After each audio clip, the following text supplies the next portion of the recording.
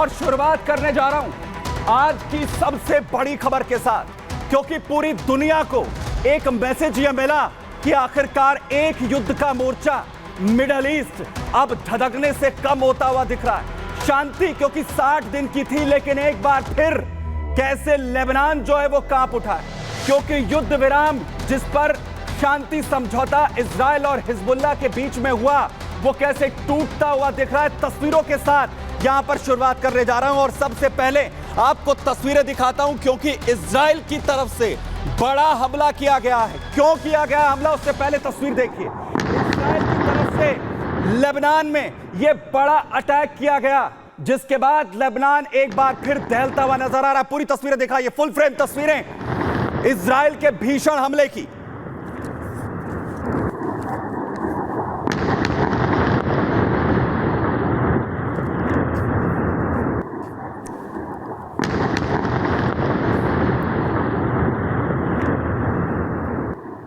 Town of Harris, जहां पर Israel की तरफ से लेबनान में हमले किए गए, लेबनान को निशाना यहां पर बनाया गया है। और सबसे बड़ी बात यह है कि यह हमले आखिर क्यों हुए, क्योंकि हिजबुल्लाह की तरफ से इजराइल ने आरोप लगाए कि जो हिजबुल्लाह की तरफ से सीजफायर, जो शांति समझौता था, वो तोड़ा गया और यह उसके जवाब में हुआ है। तो सवाल यह उठ रहा है कि क्या 60 दिन का शांति समझौता मात्र 6 दिन में टूट गया है? युद्ध क्या एक बार फिर से धधकेगा, जरा देखिए।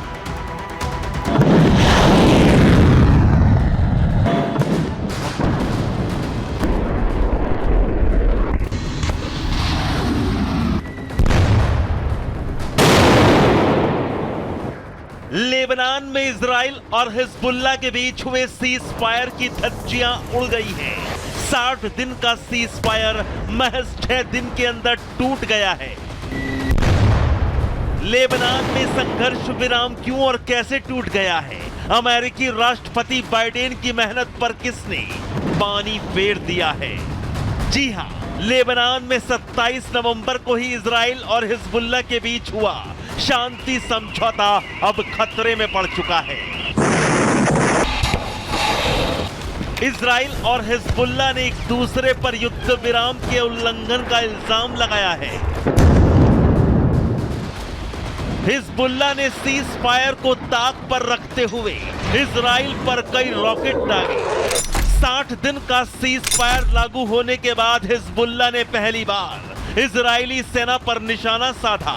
लेबनानी आतंकी संगठन हिजबुल्लाह ने शांति समझौते को नजरअंदाज कर इजराइल के माउंट डोम पर हवाई हमला कर दिया। हिजबुल्लाह के इस अटैक से इजराइल का खून खौल उठा। इजरायली प्रधानमंत्री नेतन्याहू का गुस्सा 7वें आसमान पर है। युद्ध विराम की शर्तों का उल्लंघन हुआ तो इजराइल भी भड़क गया और लेबनान पर भीषण एयर स्ट्राइक कर करारा जवाब दे दिया। लेबनान में युद्ध विराम के बावजूद हिजबुल्लाह और इजराइल ने एक दूसरे पर ताबड़तोड़ बारूदी हमले किए हैं, जिससे 11 लोगों की मौत हो गई है। लेबनान में इजराइल और हिजबुल्लाह में 415 दिनों के भीषण युद्ध के बाद हुए सीज फायर पर इजरायली प्रधानमंत्री नेतन्याहू ने हिजबुल्लाह को 2 टूक चेतावनी भी दी थी कि अगर हिजबुल्लाह ने युद्ध विराम की शर्तों को तोड़ा तो फिर उसका अंजाम बुरा होगा और हिजबुल्लाह को सीज फायर के उल्लंघन की भारी कीमत अदा करनी पड़ेगी। बस हिजबुल्लाह की इसी हिमाकत के बाद सवाल खड़ा होता है कि क्या मिडिल ईस्ट में लेबनान को आतंकी संगठन हिजबुल्लाह ले डूबेगा? क्या लेबनानी आतंकी संगठन हिजबुल्लाह की हसरतें लेबनान को दुनिया के नक्शे से साफ करवा देंगी? हिजबुल्लाह आखिर कैसे बाज आएगा? क्या हिजबुल्लाह इजराइल को उकसाने का काम कर रहा है? Bureau report, Republic Bharat. तो माउंट डोम में हमला इजराइल की तरफ से किया गया, तो उसके इजराइल पर हमला हुआ हिजबुल्लाह की ओर से, तो उसका जवाब जो है हैरिस टाउन में दिया गया है इजराइल की तरफ से। लेकिन क्या हुआ जरा मैं आपको बताता हूं और कैसे ये सीजफायर अब टूटता हुआ नजर आ रहा है। इजराइल के माउंट डो पर हिजबुल्लाह की तरफ से हमला किया गया।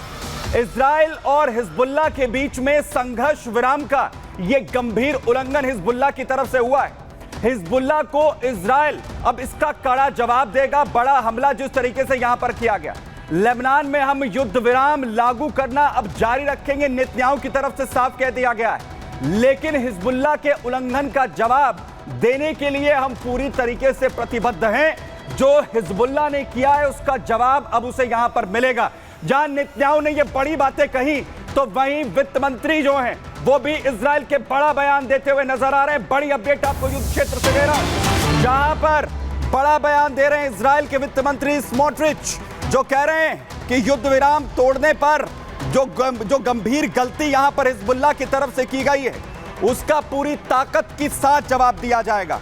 वित्त मंत्री स्मोट्रिच कह रहे हैं कि गलती भारी यहां पर की गई है। हिजबुल्लाह की तरफ से अब बड़ा पलटवार यहां पर होगा और भुगतना होगा अंजाम।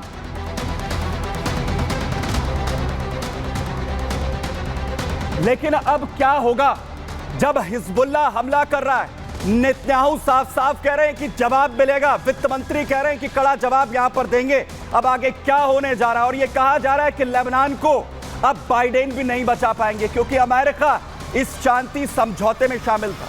इजराइल ने सीजफायर समझौते को दरअसल मंजूरी दी थी। नेतन्याहू की सुरक्षा कैबिनेट में फैसला हुआ था, इसे स्वीकार किया गया था। समझौते में 60 दिनों के युद्ध विराम की बात कही गई थी। अमेरिका और फ्रांस की मदद से यह सीजफायर हुआ था। शांति समझौते के बाद नेतन्याहू की तरफ से बयान दिया गया था 60 दिन तक लेबनान पर इजराइल कोई हमला नहीं करेगा।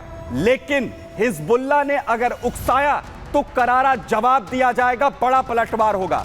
अब हिजबुल्लाह ने माउंट डो में गोलीबारी की है, हमला किया है, तो इजराइल ने भी लेबनान में फिर से बमबारी शुरू कर दी है, जहां पर बड़े हमले किए गए हैं टाउन हैरिस के अंदर। और जिसके बाद अब लेबनान को फिर से जो दहलाने की शुरुआत है वो यहां पर कर दी गई है। और वहीं दूसरी तरफ देखिए, लेबनान के अंदर युद्ध मैदान में जो चीफ ऑफ स्टाफ है, जो आर्मी के, वो इस वक्त पहुंच चुके हैं। लेबनान के युद्ध में इस वक्त खुद हलेवी मैदान में मौजूद हैं। हर्जी हलेवी जो सैनिकों के साथ बात कर रहे हैं और आगे की स्ट्रैटेजी अब यहां पर तैयार की जा रही है।